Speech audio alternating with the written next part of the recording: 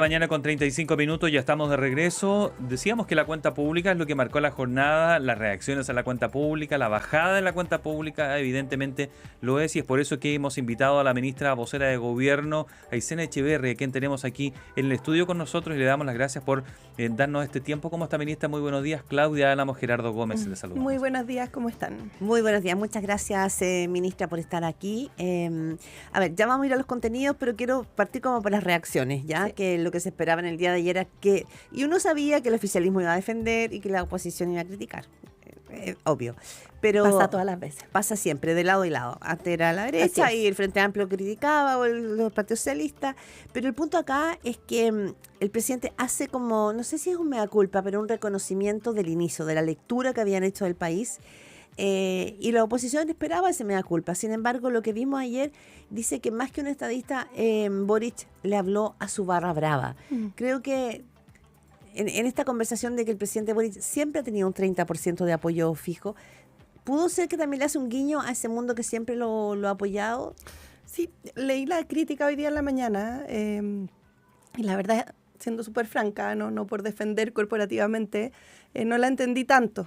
Creo que ocurre con las cuentas públicas, las últimas de los presidentes, yo soy bien ñoña, así que las he visto todas para atrás, que se entregan estos balances que no son solo el recuento de los logros, sino que también, y lo que se vio en la primera parte de la cuenta, una reflexión sobre lo que ha sido el periodo, ¿verdad? Y en ese sentido, como usted bien decía, se ha dicho mucho hágase el mea culpa o que el diagnóstico inicial estaba errado.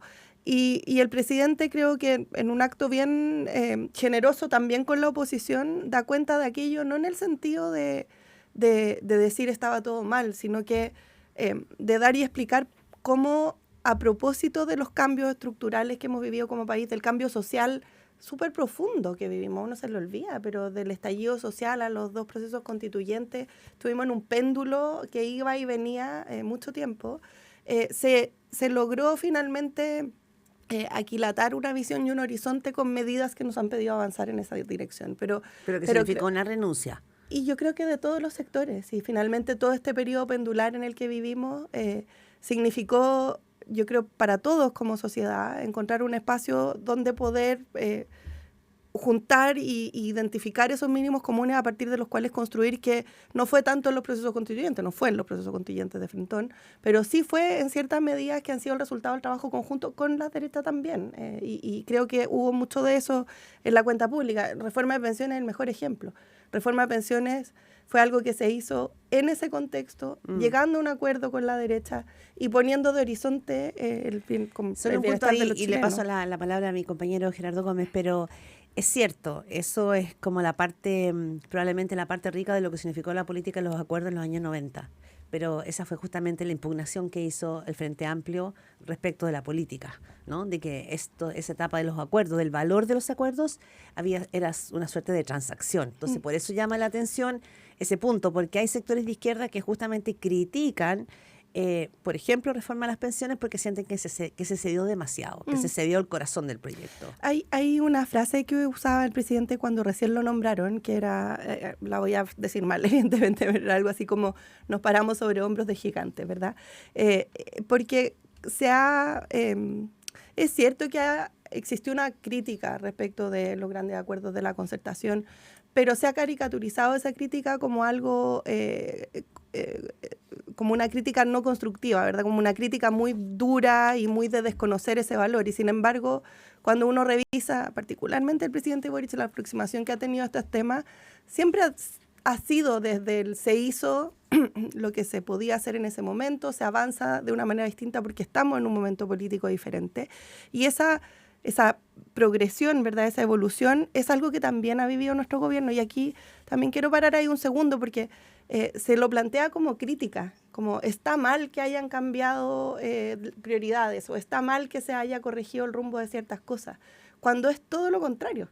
Está bien corregir el rumbo. O sea, si un gobierno no es capaz de conectar con el entorno nacional e internacional, de entender que hay cosas que aparecen como prioridad y que es necesario abordarlas, entonces ahí sí que estamos en un problema. La capacidad, el movimiento de cintura, digo yo, pero la capacidad de poder ir corrigiendo y priorizando sin perder nunca de vista los principios y el horizonte, es lo que permite efectivamente entregar gobernabilidad al país. Y creo que la cuenta pública que escuchamos ayer da cuenta de aquello en la reflexión política, pero también en los resultados concretos y también en los anuncios, porque ahí viene la última parte, ¿verdad?, que dicen última cuenta pública se acabó. Ayer tuvimos anuncios muy interesantes en temas como, qué sé yo, fertilización asistida, ¿verdad?, que sabemos que son desafíos que el país todavía encuentra y que tenemos que seguir ahí trabajando día a día. Ministra Aysén Echeverry, vamos a algunos de esos anuncios. Ley de aborto hoy día ingresa por la Cámara Baja. ¿Se definió con qué urgencia va a ingresar? Los proyectos en general se ingresan con la urgencia necesaria para darse cuenta, más bien como de técnica legislativa. Hoy día se va a dar cuenta en la Cámara efectivamente el proyecto. Lo dijo la ministra Orellana y la ministra Lobos ayer también. Se van a ir trabajando las urgencias de manera de poder tener un debate. Este no es un proyecto que se quiera acelerar o sacar así sin discusión, sino que todo lo contrario, lo que aspiramos es a que esa discusión se dé. Y creo haber escuchado al cardenal Chomalí, de hecho, diciendo la discusión hay que darla también, entendiendo que hay principios y que la Iglesia está en una posición que todos conocemos. Y Punta Peuco, otra cosa que se le sacó mucho colación ayer, pero yo veía algunas cosas más bien concretas. Me gustaría saber cómo se va a bajar eso, porque el penal está lleno. No es que van a meter 600 personas ahí. Por la edad que tienen esas personas, no es que ellos los van a ir a meter a Santiago 1, tampoco.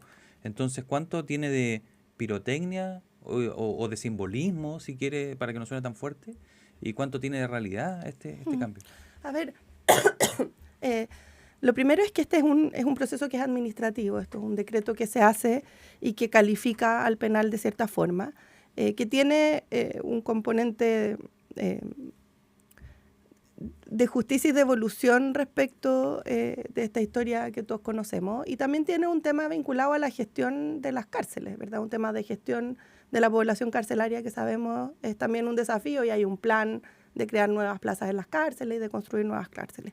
Entonces, en la práctica lo que ocurre es que al calificárselo de común, Gendarmería queda con la atribución de poder redistribuir otro tipo de reos en ese penal. Entonces, tiene, por supuesto, de simbolismo, y la política está llena de simbolismo, y los simbolismos es importante porque es la forma en cómo vamos afiatando consensos sociales también. Pero también tiene un tema de gestión penitenciaria que ahí en el específico corresponde a Gendarmería pronunciarse. Yo no conozco el detalle del penal, pero sí lo que habilitaría, y es importante decir, es que otro tipo de reos puedan estar en ese penal, manteniendo la segregación necesaria para temas de seguridad que ocurre en otras cárceles también. Sí.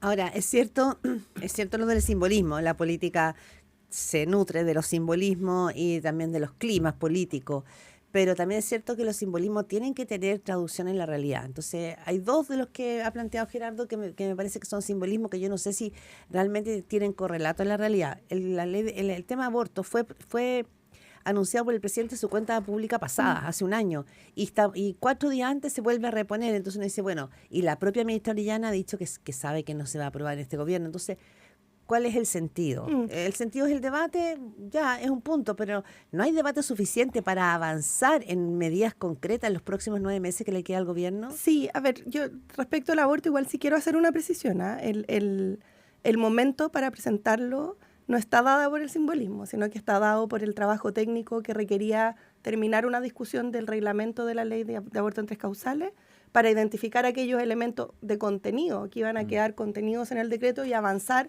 en una discusión que no tiene que terminarse, que es la discusión de salud pública. Demoró casi un año esa discusión.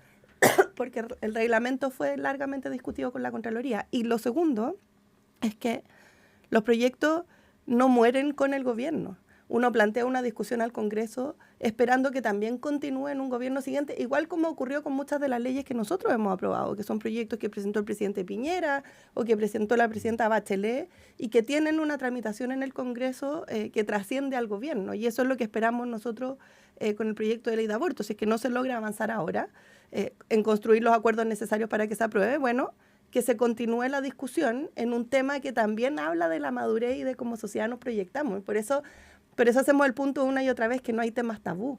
estos temas tienen que estar en discusión permanentemente. Tabú, pero realmente los temas tabú los tuvo la sociedad chilena en los 90, los 80, cuando no se podía hablar ni de divorcio, pero no sé si hoy día probablemente frente a la ciudadanía no hay temas tabú. Lo que sí hay son prioridades y la ciudadanía, no sé si uno hace una encuesta hoy día en la calle y le pregunta cuáles son para ustedes en su vida cotidiana sus 5 prioridades y probablemente aborto libre o legal no va a estar entre sus prioridades. Tiene más que ver con eso, con cómo uno empatiza o le habla a aquello que la ciudadanía está viviendo con muchas dificultades, sí, crisis económica, seguridad. Así es. Y ahí es como uno como gobierno logra avanzar en esas materias sin descuidar aquellas que quizás no son de la gran mayoría como primera prioridad, pero que son relevantes para avanzar en el país. Y ahí también nos quedamos en la cuenta pública siempre con aquellos elementos que generaron más discusión.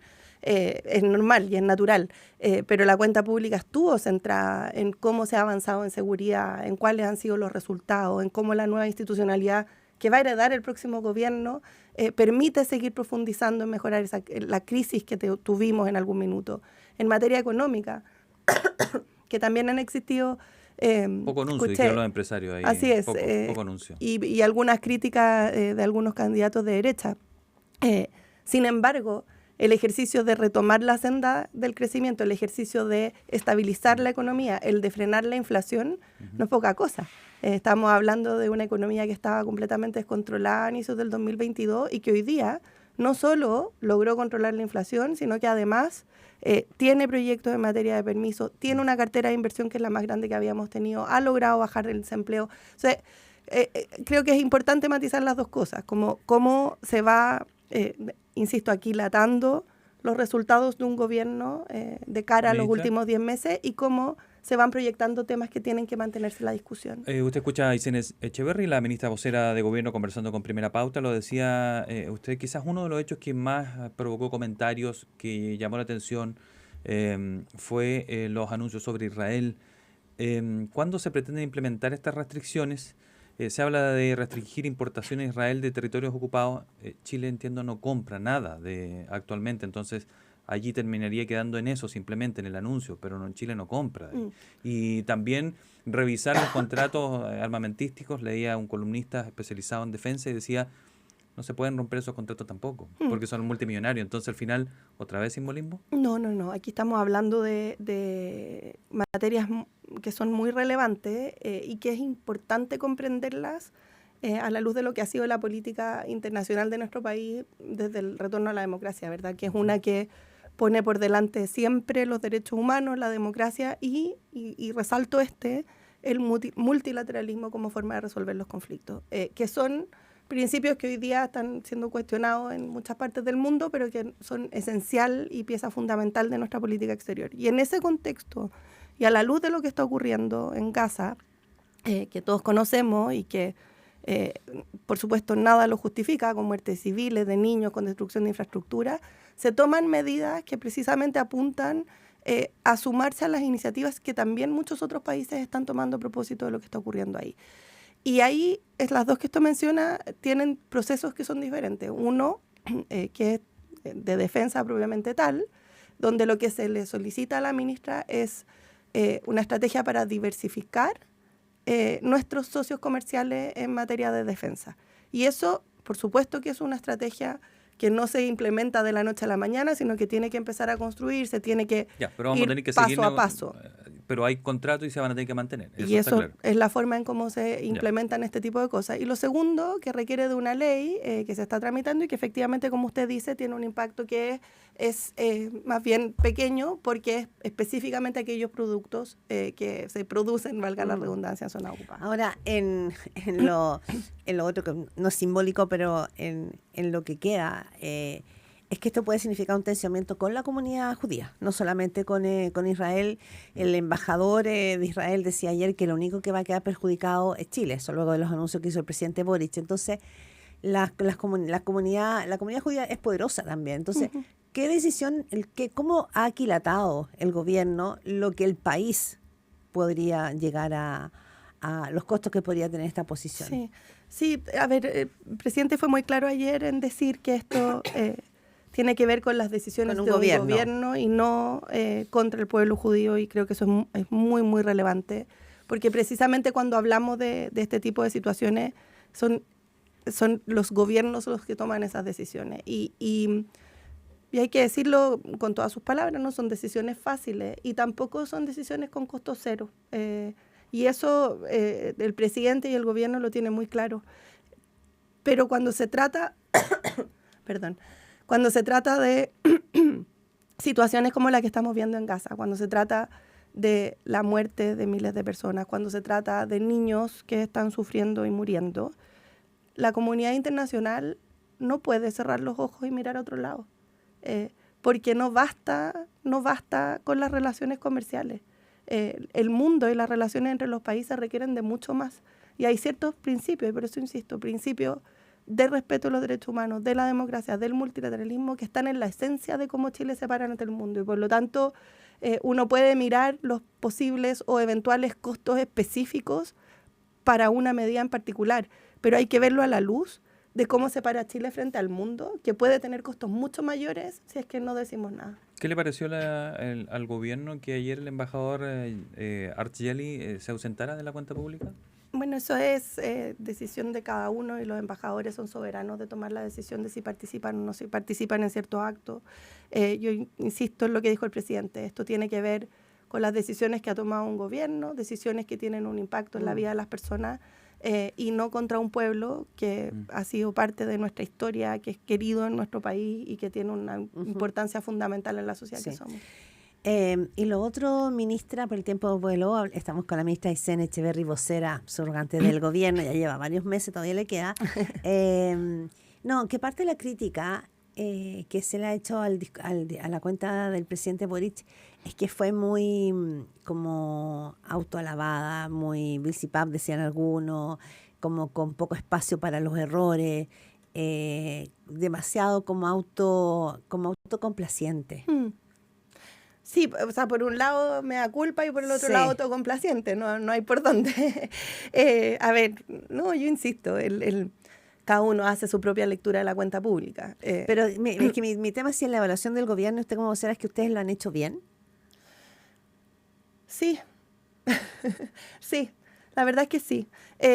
No ha sido fácil, pues bajo ninguna circunstancia.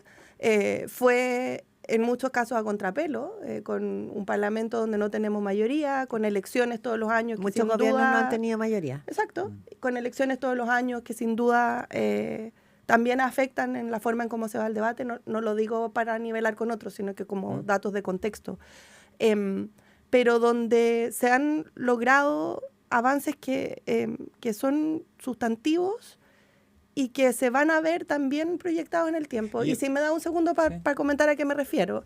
El primero es que, a pesar de que se dijo que al gobierno no le importaba la economía y el crecimiento, la economía está en una mucho mejor posición que la que estaba a comienzo del 2022 y no todos los países han sido capaces de recuperar aquello post-pandemia. O sea, cuando uno mira el listado de quienes han logrado controlar la inflación, de quienes han retomado inversiones, no son demasiados. Y este gobierno logró reestabilizar la economía post-pandemia, lo que es sustantivo.